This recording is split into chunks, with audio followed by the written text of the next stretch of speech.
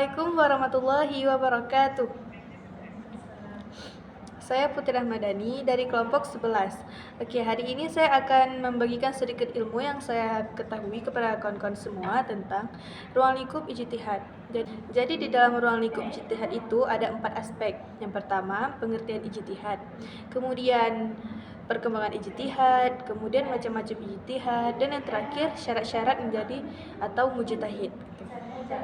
Yang pertama, pengertian ijtihad. Pengertian ijtihad akan dibahas oleh kawan saya yang namanya Naila Anissa Salsabila. Assalamualaikum warahmatullahi wabarakatuh. Perkenalkan, nama saya Naila Anissa Salsabila. Saya dari kelompok 11. Saya akan menjelaskan tentang pengertian ijtihad. Jadi pengertian ijtihad itu ditinjau dari segi etimologi atau segi bahasa, yang dari kata awalnya itu ijtihad yang artinya bersumber atau bersungguh-sungguh. Sedangkan secara terminologi atau secara istilah, ijtihad dapat diartikan sebagai jalan seseorang yang bersungguh-sungguh atau disebut mujtahid untuk menggali hukum-hukum syara yang bersifat masalah-masalah amaliyah. Dan ada beberapa dalil yang menunjukkan tentang dasar hukum ijtihad. Dalilnya yaitu A'udzu billahi minasyaitonir rajim. Bismillahirrahmanirrahim. Ya ayyuhalladzina amanu athi'ullaha wa athi'ur rasul wa ulil amri minkum fa in tanaza'tum fi syai'in farudduhu ilallahi war rasuli in kuntum tu'minuna billahi wal yawmil akhir dzalika khairu wa ahsanu ta'wila. Jadi pada ayat di atas Allah memerintahkan untuk setiap masalah yang menjadi objek perbedaan pendapat untuk mengembalikan kepada dalil-dalil Al-Quran dan As-Sunnah. Jadi cara pengembalikan permasalahan tersebut kepada sumbernya tentu melalui sebuah jalan yang disebut dengan ijtihad. Masih banyak lagi dalil-dalil yang beri peluang kepada mujtahid, sebagaimana yang disampaikan oleh Al-Imam Jalaluddin Al-Mahalani dan Al-Imam Jalaluddin As-Sayuti di dalam tafsirnya Jalalain, menjelaskan bahwa yang demikian itu terdapat tanda-tanda merupakan bukti-bukti kekuasaan Allah bagi kaum yang berpikir-pikir tentang ciptaan Allah. Jadi adapun yang menjadi landasan ijtihad yang berasal dari hadis sebagaimana dari Amr bin As, bahwa ia mendengar Rasulullah bersabda, apabila seorang hakim menghukum dan dengan kesungguhan ia memperoleh kebenaran, maka baginya 2 pahala. Apabila dia menghukum dengan kesungguhan ia salah, maka baginya 1 pahala. Kandungan hadis di atas menurut Muhammad Nu'man As-Salafi dalam kitab Syarah Bulughul Maram yaitu: A. Hukum pada setiap peristiwa hanya 1 menurut Allah. B. Wajib mengarahkan kemampuan dan curahan akal pikiran bagi hakim untuk memenuhi hukum. C. Firman Allah dan sabda Rasulullah lebih mudah difahami dan lebih dekat dengan kebenaran daripada uraian ulama-ulama mazhab.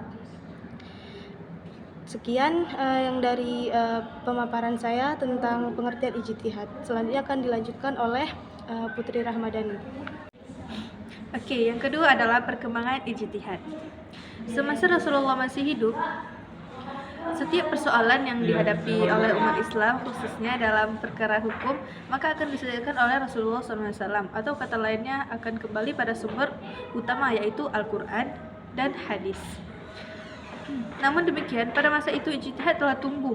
Banyaknya riwayat yang menjelaskan bahwa Rasulullah memberikan wewenang kepada sahabat untuk berijtihad. Salah satunya adalah diceritakan dalam kitab-kitab fikih dan usul fikih, yaitu kisah pengutusan Mu'az bin Jabal ke negeri Yaman. Dalam hal ini Mu'az bin Jabal berkata, berijtihadlah dengan penelaranku.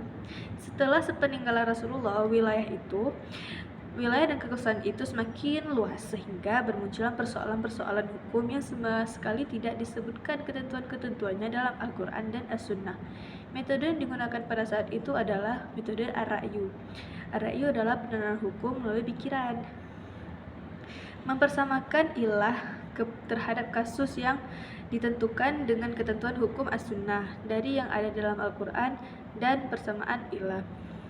Ada beberapa faktor yang menyebabkan kemunduran dan dalam berijtihad pada masa itu. Di antaranya adalah para fuqaha lebih memperhatikan fikih mazhab dan menghujat orang-orang yang berbeda pendapat. Para fuqaha membatasi ruang gerak dan tidak mau berijtihad seperti yang sudah ditempuh pada masa sebelumnya. Seiring berjalannya waktu, memasuki masa abad ke-19 Masehi hingga sekarang. Masa inilah yang disebut dengan masa kebangkitan yang ditandai dengan munculnya reaksi dari zaman taklidi buta yang beradab-adab tumbuh di tubuh umat Islam. Masa kebangkitan yang ditandai dengan kelahiran gerakan pembaruan fikih Islam diantaranya ialah Ibnu Taimiyah, Abdul Wahab, Jamaluddin, Muhammad Abduh yang kemudian dilanjutkan oleh murid-murid mereka. Masa inilah kelahiran tokoh pembaruan yang dengan ciri khas produk hukum yang sesuai dengan perkembangan dan pembukaan ilmu usul fikih. Melihat dari produk-produk hasil pemikiran para mujtahid yang ada di Indonesia dengan seiringnya pertumbuhan dan perkembangan sejarah, maka akan dibagi menjadi lima. Yang pertama syariah, yang kedua fikih, yang ketiga fatwa, yang keempat keputusan pengadilan agama, dan yang kelima perundang-undangan. Seperti itu. Oke, selanjutnya akan dilanjutkan oleh teman saya. Oke, jadi yang keempat itu ada syarat-syarat mujtahid. Jadi meninjau dari syarat-syarat yang harus dimiliki oleh seorang mujtahid, Wahbah Az-Zuhaili menyimpulkan ada 8 kriteria syarat yang harus dimiliki dan dipenuhi oleh mujtahid. Jadi yang pertama itu ada mengerti dengan makna-makna ayat ahkam yang terdapat di dalam Al-Quran. Yang kedua tuh ada mengetahui hadis-hadis hukum baik secara bahasa maupun pemakaian syaraknya. Yang ketiga tuh ada mengetahui ayat-ayat ahkam ataupun hadis-hadis ahkam yang sudah dimansuh, dihapus atau dinyatakan oleh Allah dan Rasulnya tidak berlaku dan diganti dengan dalil lain. Yang keempat ada mempunyai pengetahuan tentang masalah-masalah yang sudah mempunyai sifat hukum syara melalui dari hasil ijtima' para ulama. Yang kelima, mengetahui tentang seluk-beluk qiyas. Yang keenam, menguasai bahasa Arab serta ilmu-ilmu yang berhubungan dengannya. Yang ketujuh, menguasai ilmu usul fiqh baik dari ilmu kaidah maupun usulnya.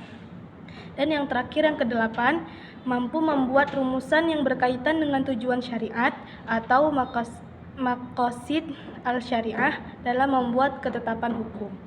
Oke, jadi sekian dari kami. Jika ada salah dan kurang kami mohon maaf. Kami akhiri. Assalamualaikum warahmatullahi wabarakatuh.